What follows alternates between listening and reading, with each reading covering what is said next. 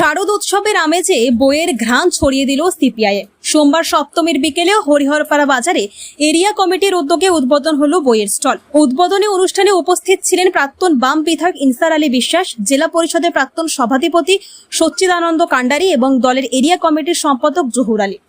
বিভিন্ন বিষয়ভিত্তিক সমৃদ্ধ বইয়ের সম্ভার পাওয়া যাবে এই স্টলে। উৎসবের ভিড়ে সাধারণ মানুষের সঙ্গে যোগাযোগ বাড়াতেই এই উদ্যোগ নিয়েছে সিপিআইএম নেতৃত্ব। হরিহরপাড়া থেকে জব্বার শেখের রিপোর্ট, হরিহরপাড়া টাইমস বাংলা। ভুলতে বসেছে, ঈশ্বরচন্দ্রকে ভুলতে বসেছে, বঙ্কিমচন্দ্রকে ভুলতে বসেছে। আমার এক নাট থেকে জিজ্ঞেস করছি যে বঙ্কিমচন্দ্রের নাম বলতে পারছে না। হ্যাঁ, তারপরে যখন বলছে তখন তার বলছে, হ্যাঁ, তারপরে তাদেরকে পড়ানো হয়নি, তাই বলছে। এইটা হচ্ছে পরিস্থিতি। একজন শিক্ষক হিসেবে কি বার্তা দেবে?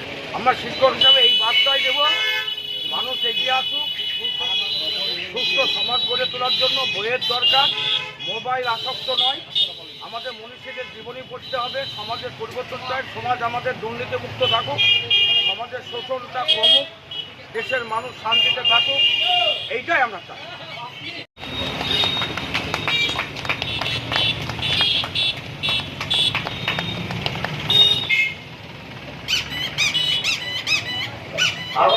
সর্বোচ্চ পরিচয় করেছিলেন, এবারও আমাদের কালিকও থাকবে, বসেও থাকবেন।